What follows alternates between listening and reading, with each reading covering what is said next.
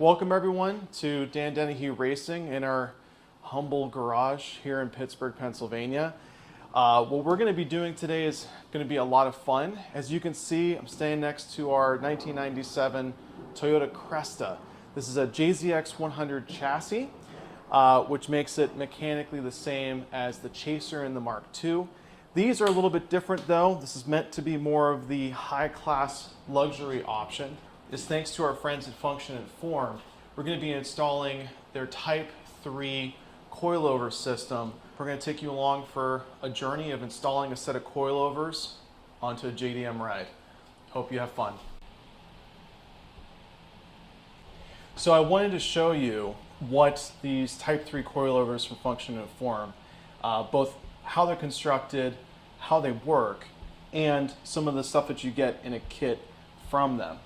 Now, these Function and Forms of the Type 3, this is meant to be an entry-level motorsport coilover. It's made from extremely durable steel, so the physical construction is very strong.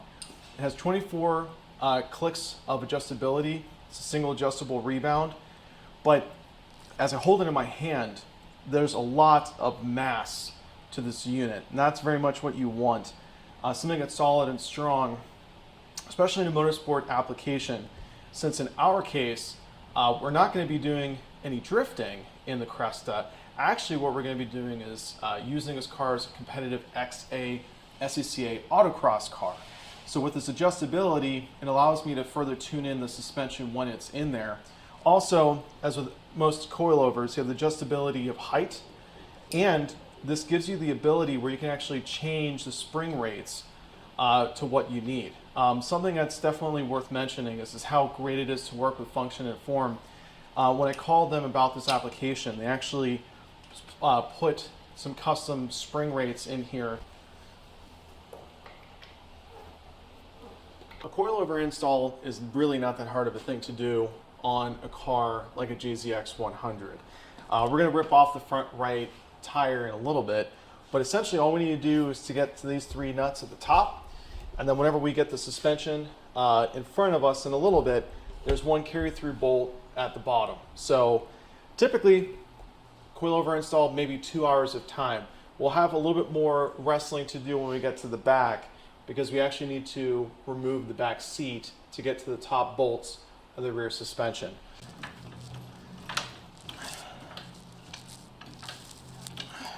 With a jack stand, and I like using these bottle jack stands because the shape is of a frame rail. Finish getting this thing up.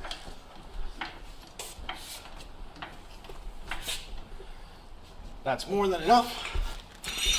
Bring it right to where that frame rail is. And you see I've used it before. Bring her down.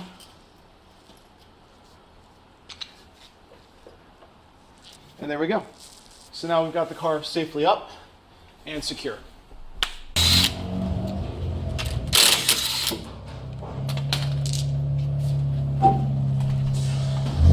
To show you the before, so that as we start to tear this old coilover system out, you have a familiarity with what we're looking at. One of the nice things about the JZX-100 chassis is that you do have the ability to add upper arms, and these, as you can tell, have already been fully pushed in, which means that adds camber. Top of suspension, and these three bolts are what hold in the top hat of the coilover. In this case, you want a 12 mil socket, and you want to do deep well so you have enough length to be able to sit over the stud of the coilover. Now all we're trying to do here is break these loose, which these are very well torqued, as you can tell. But you can still break this off by hand. We're going to use some penetrant fluid just to let the chemicals be able to help us out in loosening this bolt. And then, like many Japanese cars, you're going to see 17 millimeter is a theme here. It's one 17 millimeter bolt that we need to remove at the bottom of the coilover, and then this will be free.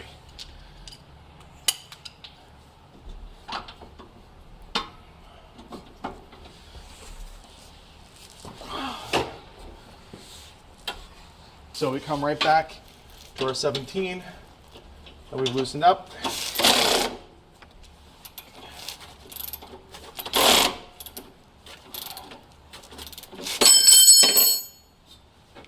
And finish taking off this bolt.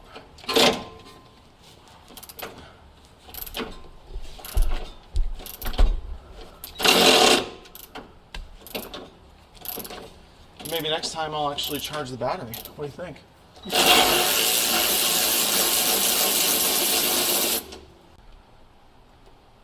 So now the final piece of the puzzle. Notice we removed, or at least loosened, these nuts. Now we're going to take them completely off. Trick here, if you take the coilover, just bring it through, and you should have just enough space to sneak her on through. And here we go. Here is the old coilover out of the car.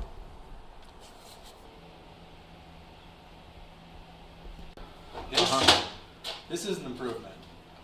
We have vintage, Victorian era, drip spec, crusty coilovers from the 1990s. Versus brand new, good Johnnies. Johnnies even. I'm calling them Johnnies, you know? Full Johnnies. Full Johnnies. Full Johnny spec. So the next thing we need to do is we need to confirm the ride height of the coilover that we're putting onto the car. Easiest trick is with the older coilover setup, we pretty well dialed in the heights of what we want to see on the car. I measured from top hat to bolt 18 inches. So as we switch over, what we need to do is to make sure that the distance between here and here is also 18 inches.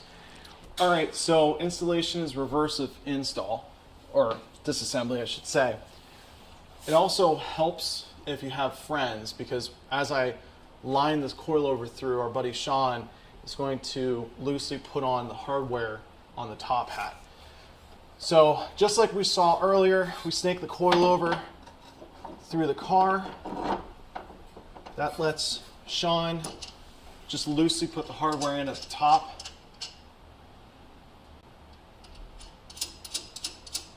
Perfect.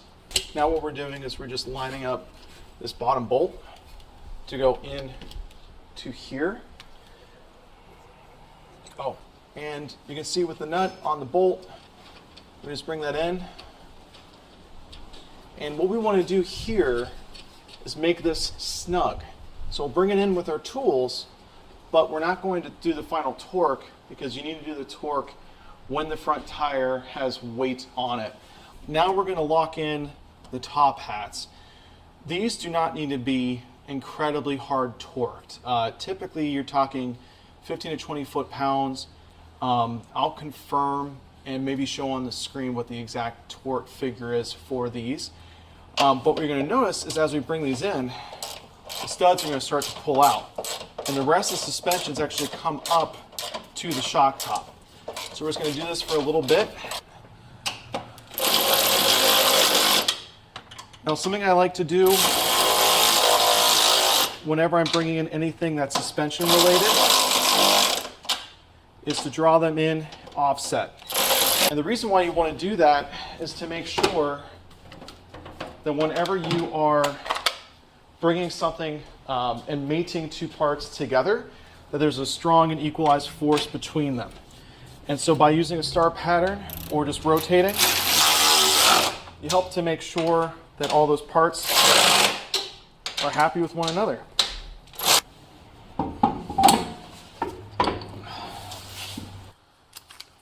And star pattern one more time.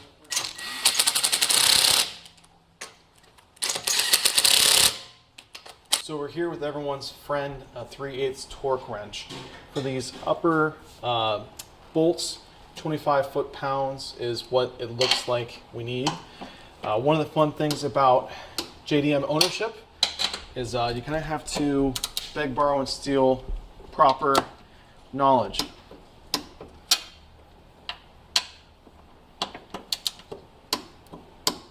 And And now we're going to move to the back of the car. Honestly, the biggest issue we're going to have is just getting to the top of the suspension because we have to move into the back seat. So the trick here is that there's two big clips that hold the seat bottom down. We're going to pull these up. We're going to probably do that off camera because there might be some swearing. And there's a couple bolts that hold in the back seat. We'll then lift, bring it forward, and that'll give us access to the top of the rear suspension. That's one.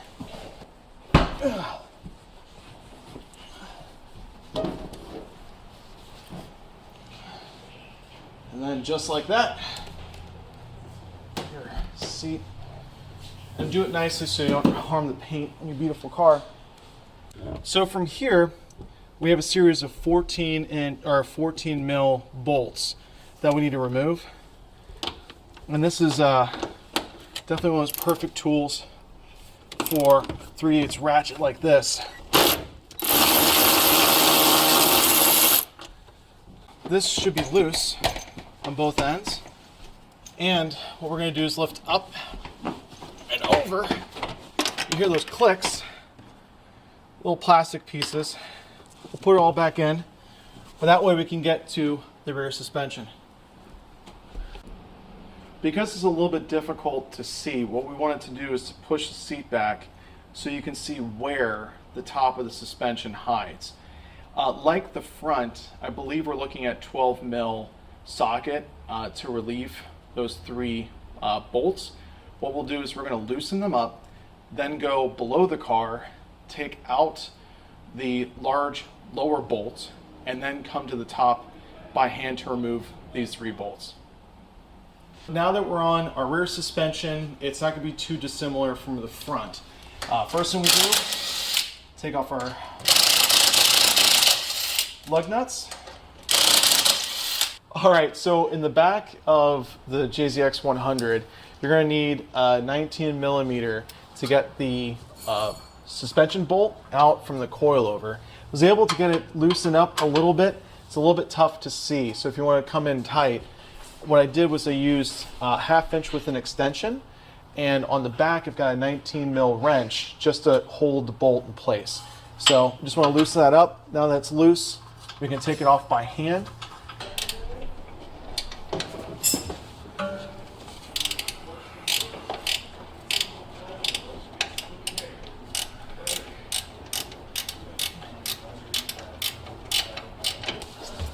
So this is going to take a little bit of persuasion.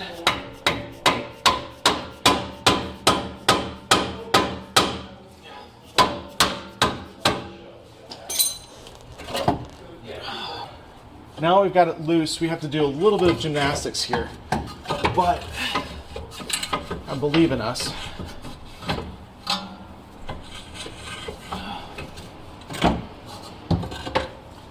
And there we go, we've got our coilover out.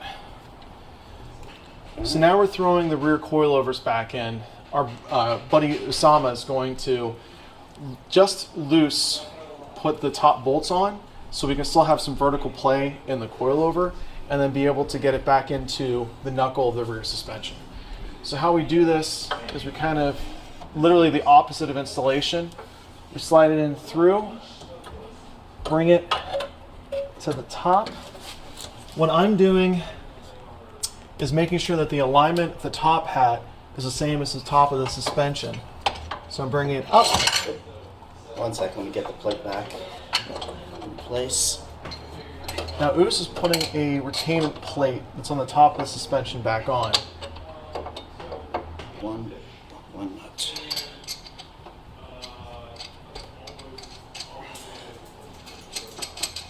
Two nuts. And 3 nuts. Cool. Next thing we want to do is, again, we're going to use our jack to bring the back of the knuckle up. Now, I could probably just finagle this with my hands and slide it in, but by doing it this way, I have easier control over the location of the knuckle.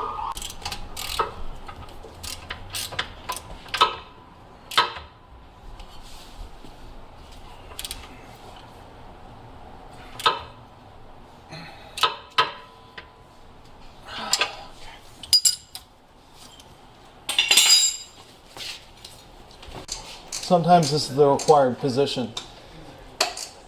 Isn't working on cars fun? And that's what people keep telling me. Haven't found it yet, but hey, we're here. We're having a great time.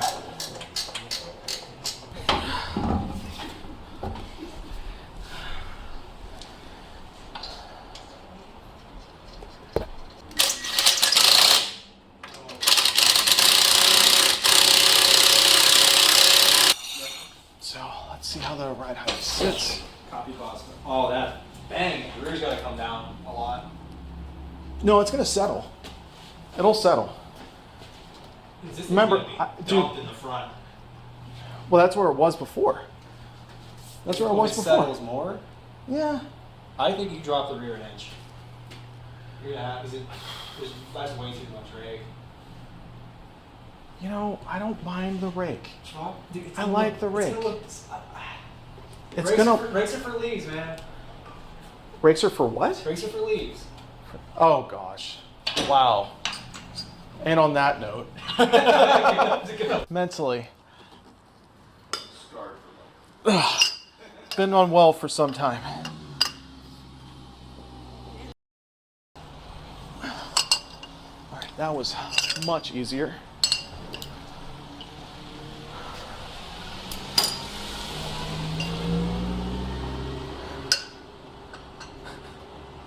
How many video days do you have where you have random race cars go through your screen? Not many, not enough. Not enough. One slight change when you do the front left on the Crestas, this is also true of a lot of the 1JZs in the JZX-100 chassis. Your windshield wiper fluid bottle needs to be removed. It's just a couple of 10mm bolts that are right at the top. I believe only 2 or 3. And all you need to do is just remove the bolts and move the reservoir over onto the intake manifold. From there, you can space those 3 top bolts.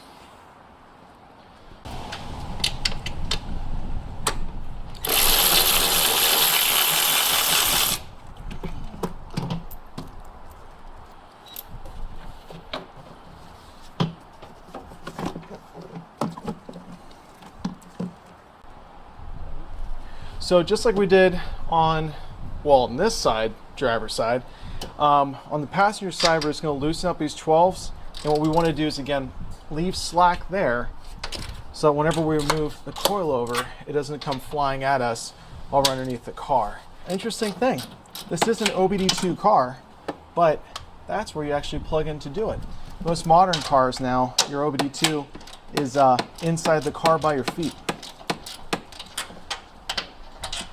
And if you're wondering why someone is crazy enough to import a car like this that was never in the United States, the engine that you're looking at is a 1JZ. It's extremely similar to the 2JZ that was in the almighty Supra, made famous in Fast and Furious. They're great engines, and I will tell you, it is a ton of fun having this in a car that looks as, I say basic, simple, as this one. So we're feeling good here. Now what we're gonna do is go underneath, release that one bolt at the bottom of the coilover, and then get that sucker out. All right, tighty, Lucy. There we go.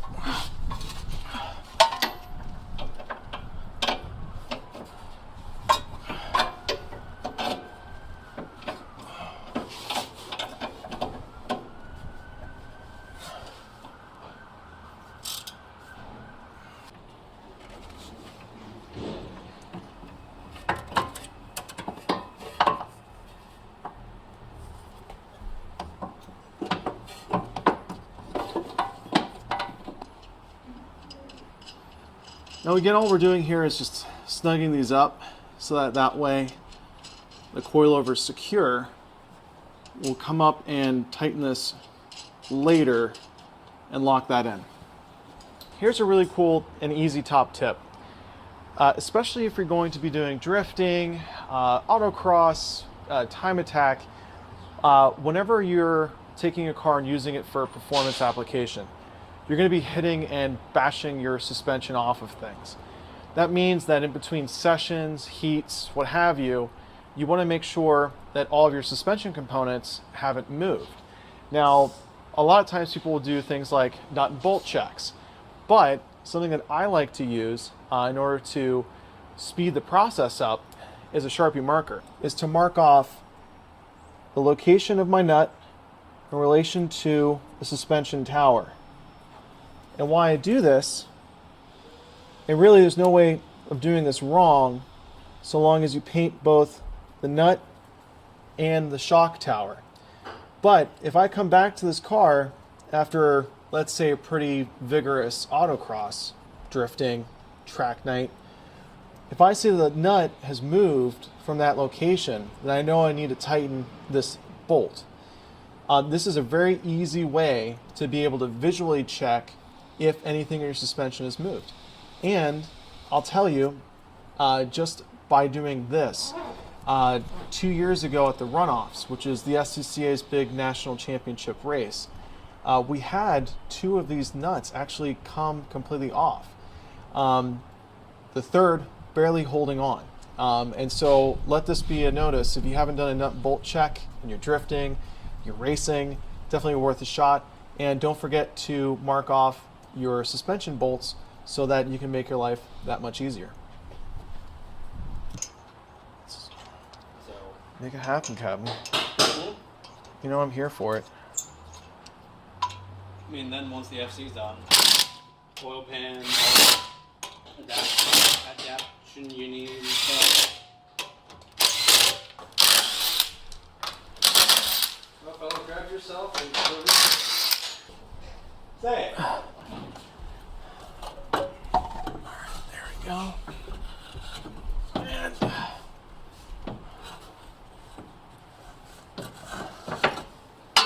our last coilover is out.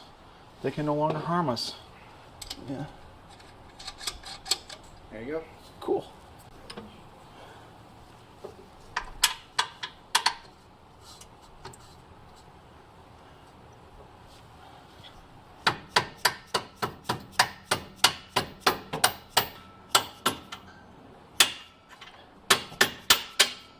There we go.